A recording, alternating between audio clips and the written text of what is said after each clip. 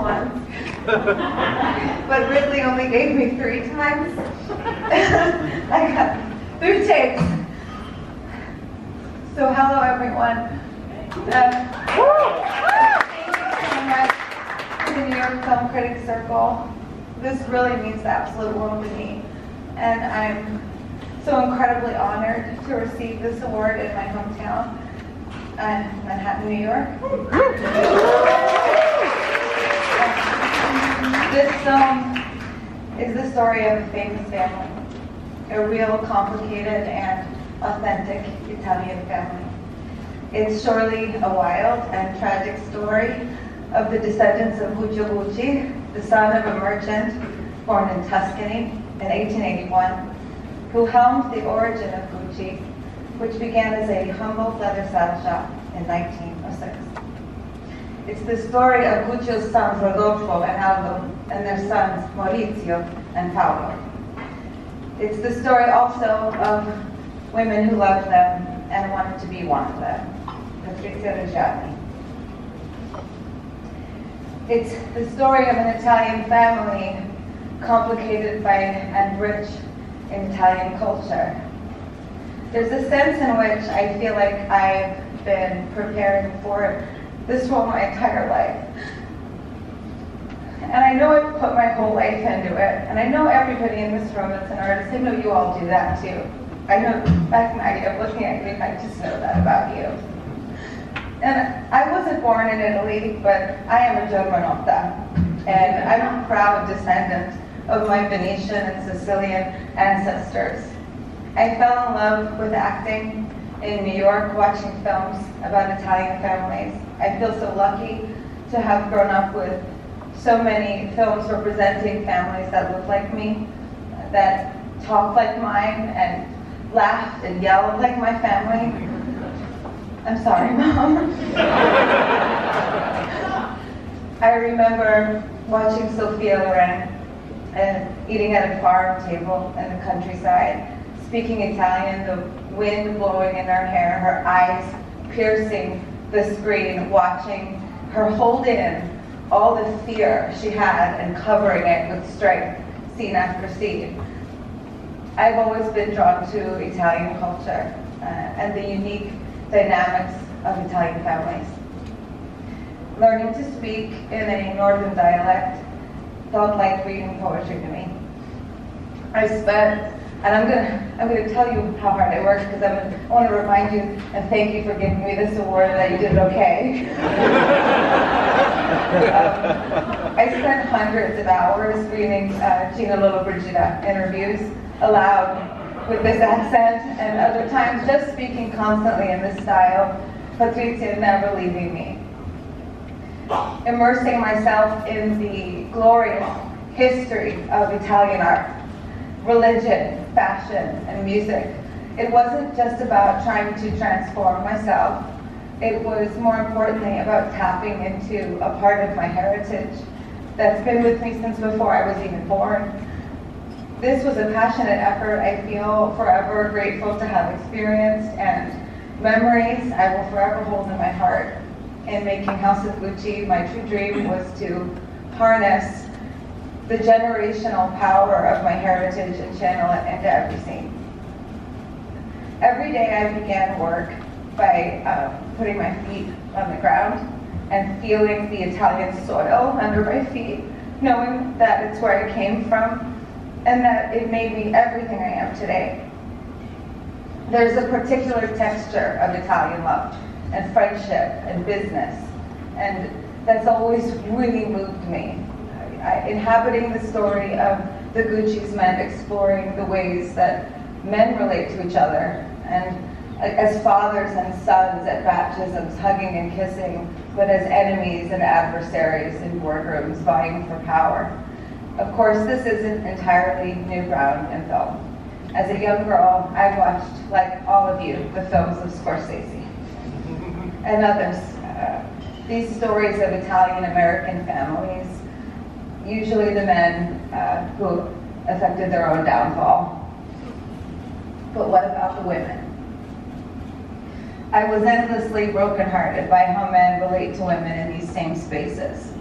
women who were entirely disregarded for their intellect beyond the household, women who were rarely cherished except in motherhood or sexual capacities. Our film spans 30 years of Italian culture at the end of the 20th century. While this wasn't long ago, it was unimaginable that Patrizia, an outsider and a woman, certainly of a lower class, was able to situate herself at the Gucci table, influencing their business and steering their family empire. Or at least she thought so. Many people interpret Patrizia as an empire builder herself. I never believed that. My Patrizia is a survivor. She's not an empire builder. Her story echoes the perilous lengths women will go to in order to matter in this world. I don't think she ever truly thought of herself as cunning or strategic. I have always believed in her heart that she thought that she was doing what she thought she had to do to survive, to keep her place, her children, her family, her whole world. I remember right before a scene with Jack Houston where I was being served divorce papers at my daughter's school. I went over to Jack, and I rarely broke character on set, but I said, Jack, I'm going to yell at you for every fucking woman on earth. And he said, that's okay. And I count myself really lucky that Ridley and Giannina Scott gave me the opportunity to inhabit my vision of Patrizia's story. And I don't know if anybody knows this, but this film would just absolutely not have been made without Giannina Scott, and she's the reason that I'm here, and her belief in me is something I'll never forget. And I look at Ridley and Giannina as like mom and dad, and I miss them all the time. I'll never forget the experience of living in Italy and being with them every day. I accept this award on behalf of my Italian ancestors and on behalf of my love for all things Italian. This extends the legacy of my great family. My family came over on a boat through Ellis Island. The Germanofas from Palermo, Sicilia, the Calderonis from Santa Lucia, the Ferries from Venezia and Braco, all in the early 1900s. Not knowing the English language, they assimilated and worked in mills and factories, sewing. My grandfather, a carpenter, shoe cobbler, and veteran. They worked to provide for both born and unborn children so that we could have a better life. And to hopefully, as Patrizia would say, earn enough money someday. I learned about our family struggles, illnesses and deaths that could not have been prevented, poverty, miscarriage after miscarriage, lack of education, a real life movie that I know continues to live on through me today. I was told this story since I was old enough to understand. If I simply think about my Italian heritage, it alone makes me cry. I don't know if you can relate to that when you just look at a family member and it all wells up inside of you how long we've all been doing this together. So finally, I'd like to thank the icons that anchored my performance and the greatest truths I had to offer. The truth of being raised by powerful, strong Italian women who knew how to fight for themselves. My Italian grandmothers, they taught me how to be tough and how to have endurance. My Italian mother,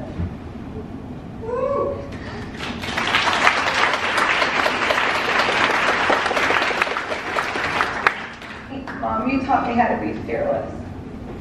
And you taught me never to take no for an answer. Or if somebody said no, you taught me to go find someone that says yes.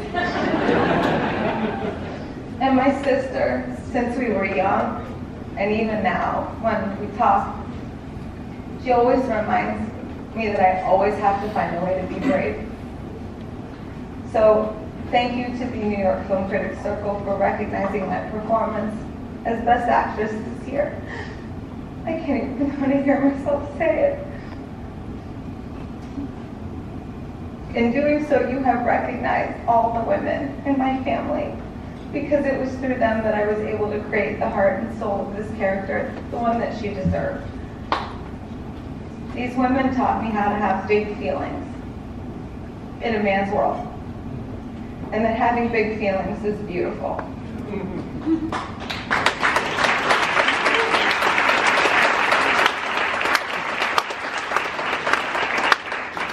And having big feelings also, to a lot of the world, people think it's really ugly. And they think women with big feelings are ugly. But it's not ugly, it's just real. And for me, it's Italian. It's who we are. We're hard work and big feelings.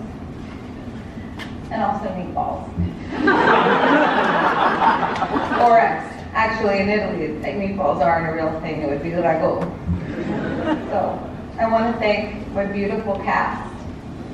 I got really, really lucky with beautiful, amazing cast. I'd like to thank Bobby, my manager. You've been with me since I was a really young girl through some really hard times. You left everything and came to live with me in Italy to shoot this film. Thank you for doing that. I want to thank Brian Ward, my agent. I'd like to thank Sarah, my makeup artist, and Frederick Aspiris, my hair artist. Thank you for every day going through the scenes with me, talking about the characters, allowing me to be her, and for never making it about the hair or the makeup or the fashion, but about her heart. Thank you to Kim Urania. She's not here tonight, but she's the reason I was on time every day. John T. Yates for also not making the fashion the thing. Believe it or not, I'm a real pain about not wanting to care at all about wardrobe on set. I care much more about the task at hand. Susan Batson, my wonderful acting teacher.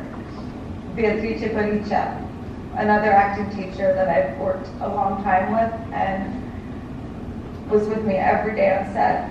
I'd like to thank MGM for believing in me. And finally, this award marks the end of a very long, beautiful journey that I'm really sad is ending. It's really hard to say goodbye to art because you've learned so much about yourself. But I will cherish this award as if it were handed to me by my ancestors, because I know it came from my home.